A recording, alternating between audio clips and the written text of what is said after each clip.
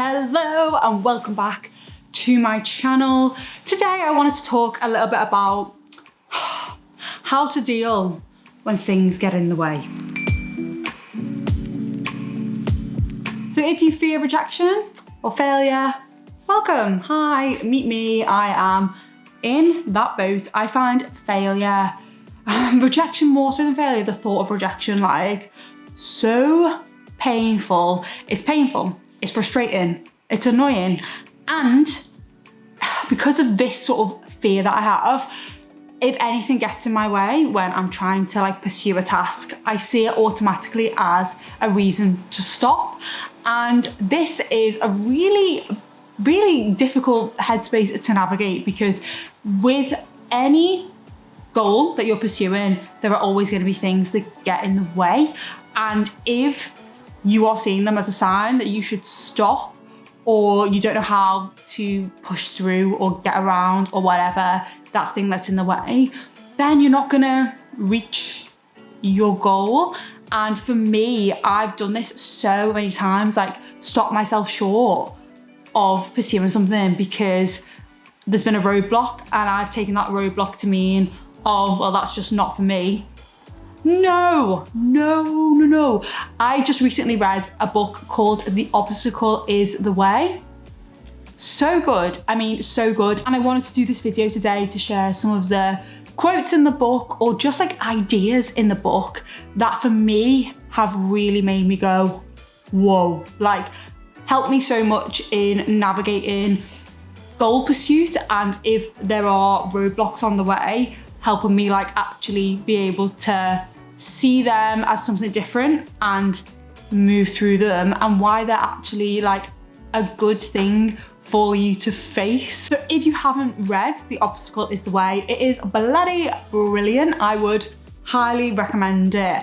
It is actually a book which is about Stoic philosophy, and it's actually incredible that these philosophers lived, I don't know, thousands of years ago, and the way in which they wrote resonates so much today with if you're trying to pursue any goal that's outside of your comfort zone. Reading some of these really ancient words is this is part of the human experience. It makes you feel not so alone. I actually highlighted so many quotes. I've got it in my Kindle, excuse the cover, it's actually just destroyed. But I highlighted so many quotes in this book, and I was I really want to share what I learned or what I came across that I found interesting. But I was I just don't want to read the entire book to you, because I think that's what it would end up being, a reading with Julia of this book. So I picked out a few quotes to be able to share today. And I just thought I would share the quotes and then why, for me personally, I found these really inspiring and really important. Here's the book, The Obstacle is the Way, and my Kindle, I've highlighted just ridiculous amounts, would recommend. But I just thought, let's run through some of the quotes that I have really when I read them, I was like, oh my God, this is great. So I will give you a little rundown now. So the first quote is, we have a choice about how we respond to this situation, or any situation for that matter. We have a choice. Okay, so we have a choice about how we respond in a situation. I feel personally that when I'm going through any process in life, that things happen to me and I am just reacting to the things that happen to me. And my reactions are normally quite automatic. Say for example, I put, I don't know, a video on TikTok and the TikTok video got 10 views, then I automatically will respond to that situation that video is rubbish, no one likes that video. So that will be my automatic response, and then I just go with that, straight away, I'll just go with that response. But you can actually augment your response to a situation. The situation is factual. So I like to now think of a situation as if anyone was watching my life. They will be bored out of their minds if people just watched my life. But if someone was watching my life, then they could see the situations as they happened. So me making a cup of tea, that is the situation. Anyone can see it. But the response is my interpretation of the situation. That's something that other people can't see, but it's what I interpret situations to mean. And understanding that that interpretation can be augmented and isn't set in stone is actually it's so empowering. Like, for example, if I go back to the TikTok video thing, if a video gets uploaded and say gets 10 views, 0 likes, instead of me thinking that video is rubbish and that video, I'm not good at talking about science, instead I can just think of it as, oh yay, I'm really proud of myself today. I did another video. Full stop. Full stop. So yeah, just if you've got any situations in your life where your response is negative or your response results in beating yourself up about something, just have a little think and see if you can reframe that. So if there are particular tasks that you know whenever they go a certain way, you feel really rubbish, just think about, why is that the response? Is that response measured? And is that response the only response that you could have? And I'd like to say I guarantee, or maybe not guarantee, but I'm sure that in most situations, the response you have could be different. This next one hit home. We've all done it, said, I'm so overwhelmed, tired, stressed, busy, blocked, outmatched. And then what do we do about it? Go out and party, or treat ourselves, or sleep in, or wait. My God, like, this is me, because whenever I feel overwhelmed or really stressed out, my tendency is not to actually do more work, which, you know, okay, there are situations when if you're really overwhelmed and burnt out and you've exhausted yourself and you've been working really, really hard on a project, you need to take a break. That's different. This is more just the mental drama of, I'm so overwhelmed because I don't really know what I'm doing and I'm not really sure of myself and I don't feel confident, which I have so often. And when I'm in that situation, I tend to just stop the work, shut the laptop, and then just like watch Netflix for like 3 hours or scroll on my phone and then feel really drained.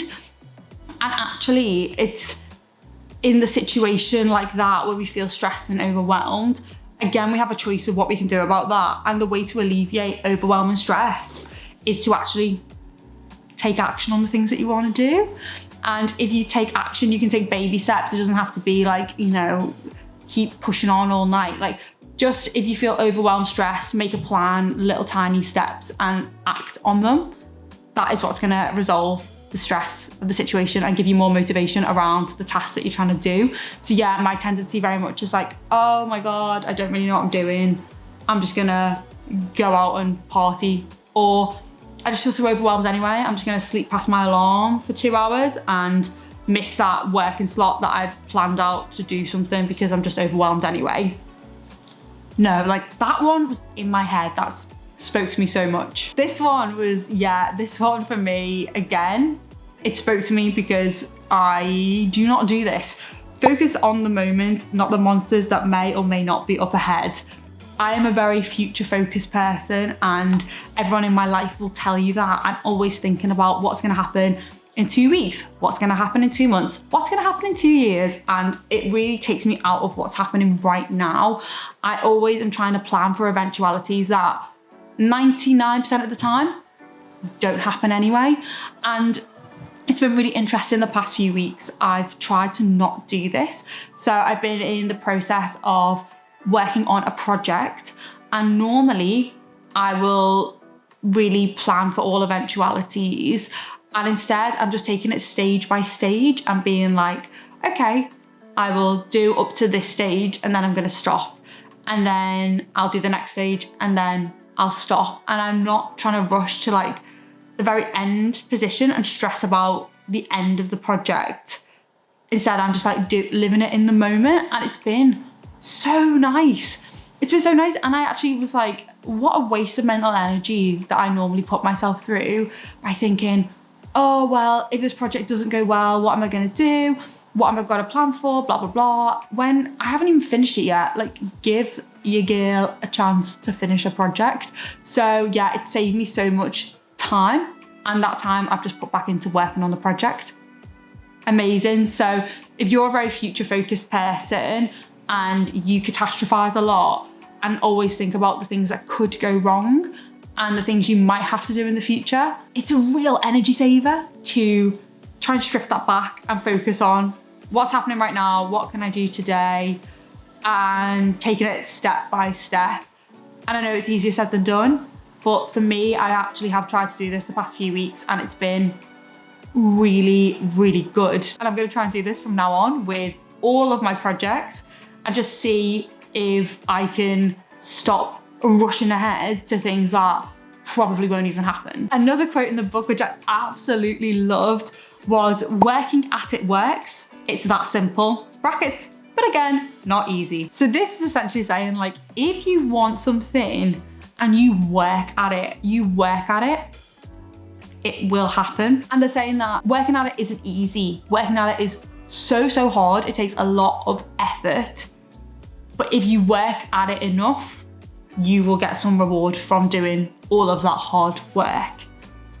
That is so, to me, hearing something like that makes me want to work hard at my projects and all the things I do, but it also inspires me to work through those ruts and quieten the voice in my head that's going, well, why are you doing this anyway? Like, what's the point in doing this? Because it's not gonna work out anyway. Like, it's not gonna get you to where you wanna be, so you may as well just stop. It's like, no, if I'm actually putting in the hours and working on it, then I'm gonna get something from it. Like, the effort is not wasted effort. And I think I worry so much about wasting my time and wasting my effort. And I'm like, what if I spend loads of time on this thing when I should have been doing this thing?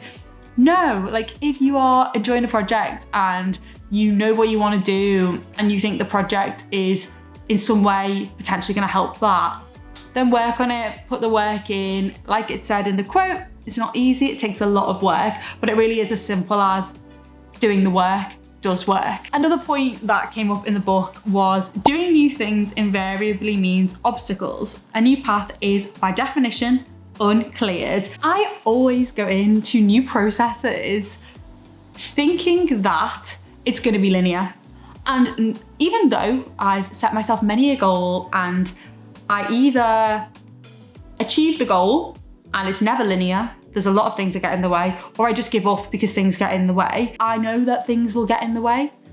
But when I go into a new task, like for example, tomorrow is the start of a new week and I've got, you know, some plans for myself. Like I want to get up early tomorrow and do some work.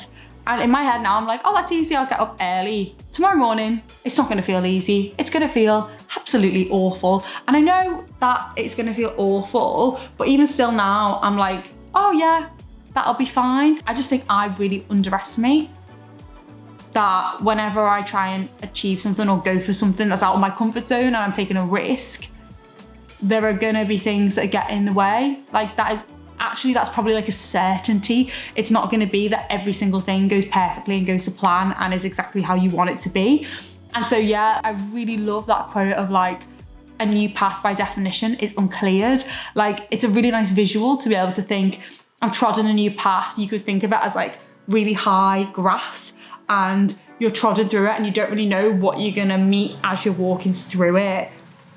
That is what it's like when you're trying to reach a goal that is ambitious. And yeah, I just really liked that type of imagery. And almost just like, if you are certain about anything, you can be certain there's gonna be things that get in your way. That you can be certain there are gonna be obstacles on the way to the goal that you're trying to reach. Another quote in the book that I loved was, settle in for the long haul and then try each and every possibility and you'll get there. This is actually so true. Like if you have a goal, whatever that goal is, it might be something that you think, I have no idea how to achieve that goal. I have goals like this where I'm like, I know, I can see in my head exactly what I want to do. I have no idea how to get there. But if you try each and every possible way, and this requires a lot of reflection, but if you are going for that goal, and as you're going for it, you're constantly reorientating your path. So you try one thing and you're like, yeah, that doesn't really work. And when I mean try, like give it a good few months, you try it, good few months, not really working, I'll pivot slightly, try something else.